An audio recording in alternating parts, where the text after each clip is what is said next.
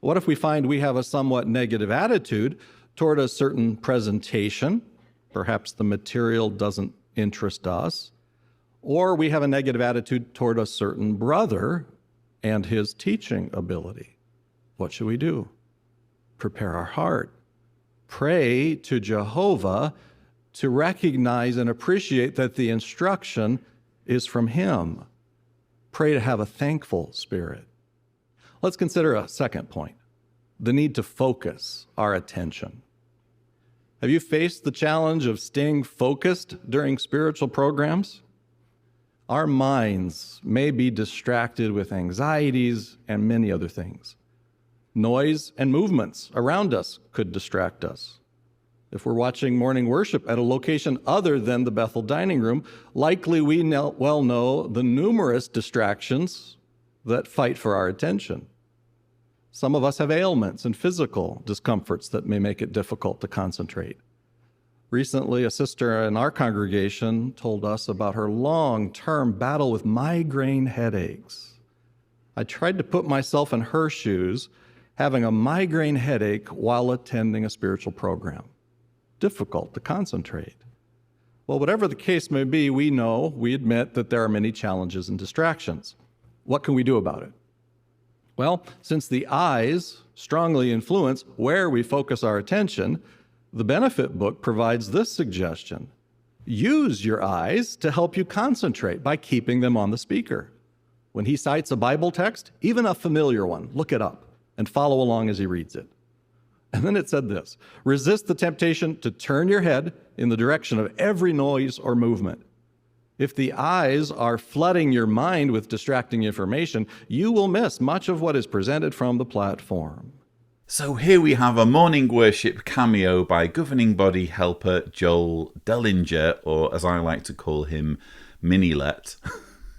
And as you know, I usually don't agree with almost everything that gets said in these god-awful videos, but on this occasion, Joel Dellinger is right. It's not the fault of speakers like him or Rocky that they are intensely dull and boring. It's not their fault that their speech is uncompelling, robotic, and predictable. It's your fault, you the viewer, for failing to show appreciation for their wisdom, for letting yourself be so easily distracted when something happens that is more intellectually stimulating than what they have to say, such as, I don't know, a dog barking or someone nearby letting out a tiny fart. It's not the fault of speakers like Joel or Rocky that they make you bored enough to seriously consider chewing your arm off. No,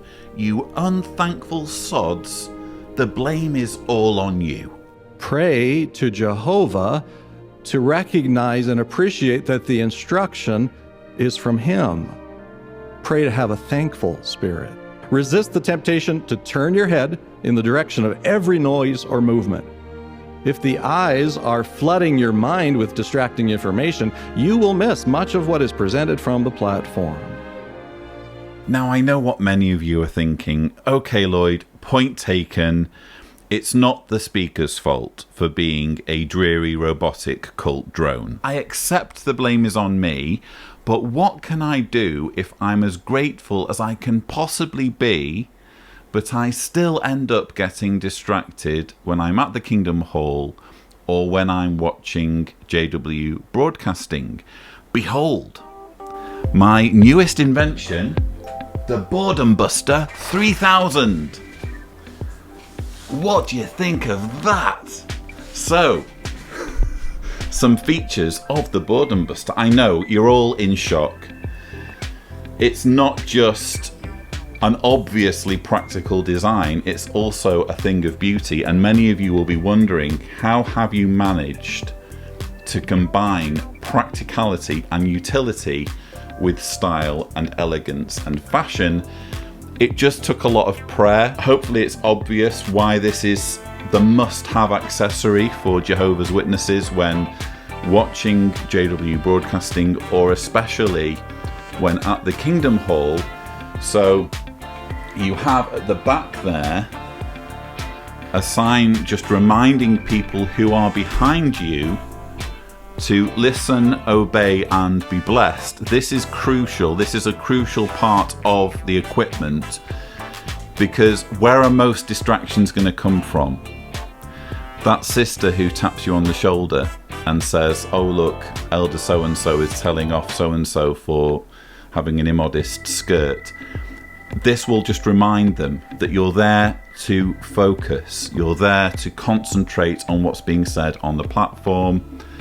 Everyone behind you at the Kingdom Hall will be in no doubt whatsoever as to why you're there. You also have, obviously, the JW.org logo.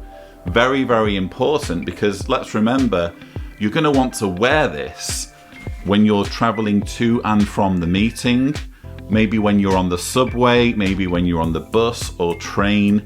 This, you can count your time, because you're advertising JW.org, and then on the inside you have there, listen, obey, and be blessed. So you're not just advertising, you're not just preaching, you're also giving yourself reminders of the need to listen, obey, and be blessed, or to be attentive. Now, you're all dying for me to try this on, aren't you? I will do just that. This is actually the first time I've tried it on completed. So, wow. I wasn't actually expecting it to be that comfortable.